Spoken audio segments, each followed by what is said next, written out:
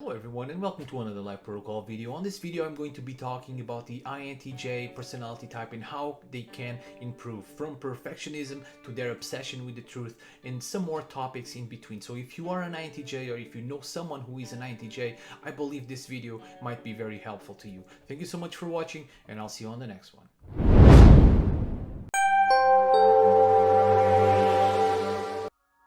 How could INTJs improve? Number 1. Perfectionism. Much can be said about INTJs' constant pursuit of perfection. Some believe it derives from a deeply rooted desire to improve human society, and make everything as optimized and efficient as possible, for the benefit of the collective. Others believe it comes from a place of extreme internal sensitivity, and they use logic as a means to better manage and control their emotions. In my personal opinion, I believe it's both. INTJs do want to see the world work better for everyone. They are an inclusive part of it, as well as their families, and they would like to see the world work better for them, as well as for everyone. But they also protect their sensitivities, because let's face it, everyone has a sensitive side. INTJs might even be more so. Always trying to achieve perfection, as noble as that may be, is unrealistic. The pursuit itself can be exhausting, and if things don't end up as well as they envisioned, there's the added feeling of dissatisfaction and failure.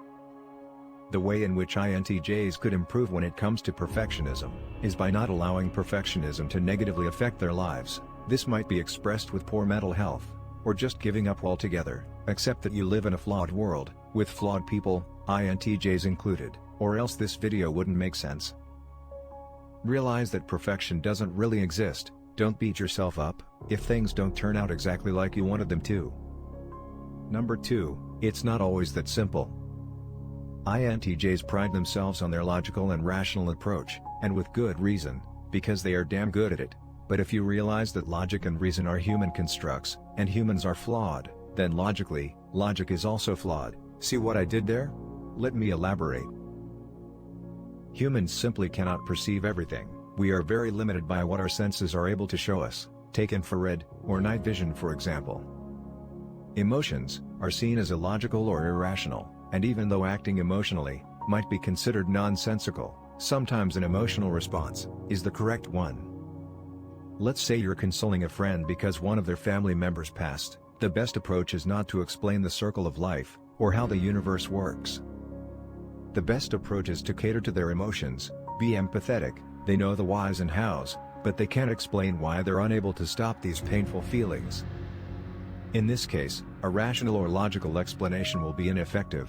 The best solution is always the one that yields the best results, and in this case, emotion wins over logic. Logic is indeed a powerful weapon, but only to be used when appropriate. Realize it's not an all-vanquishing weapon that defeats everything. INTJs could improve by realizing that the sense of logic will not always be the best answer, and work to improve sensory-driven ways of dealing with situations. Number 3, feelings. I know what you're thinking, INTJs and feelings don't mix, right? Wrong.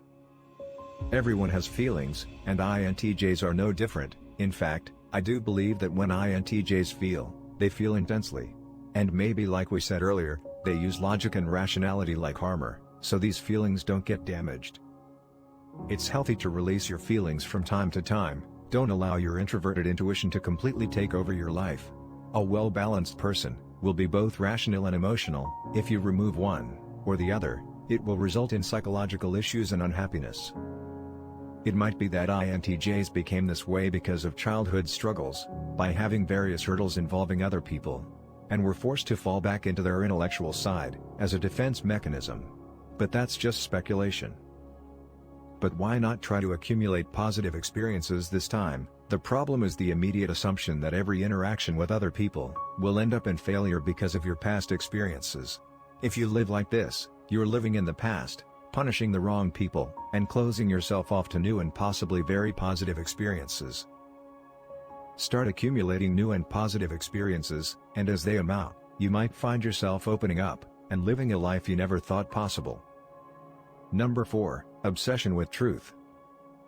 INTJs proud themselves, and rightly so, for being seekers of the truth. That's where their straightforwardness and bluntness comes from. Being true to who they are, and speaking what they believe is right, is something they cannot avoid. They have their introverted feeling to thank for this, and although in theory this quality should be appreciated and respected, most people don't like to be told when they are wrong. What people often fail to realize is that INTJs want to be efficient, not waste time, and remain honest to themselves and just in general. It's not personal. The problem is that most people lead with their senses, or with their feelings, not their intellect. This means that the information received will be processed on an emotional level first. This can work against INTJs. For example, if they're trying to accomplish a goal, and need to hire someone to work on their project, they will need that relationship to be friendly. Because if that person dislikes them, he or she will not do as good of a job as they could, and your whole project will suffer for it. When most people receive information without any emotional charge, sounds cold or sour, therefore unwelcomed and resisted. Another way INTJs could improve is by realizing that most people's first reaction will be an emotional one. Sometimes it might be a good idea to cover that truth with some rainbows and sprinkles, as painful as that might be. Number 5. Anger.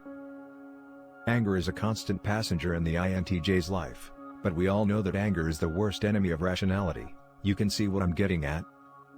How can a type that is so good at being logical and rational harbor such anger? Well, the answer lies all around us. INTJs are natural seekers of how things could work better, and being future-oriented makes them able to predict future outcomes with great accuracy. Combining these two traits almost gives them a foresight that others do not possess. So it boils down to having the knowledge of how things could be better, and not being able to explain how they know it. In the end, they just have to let the situation unfold, and hope people learn from their mistakes.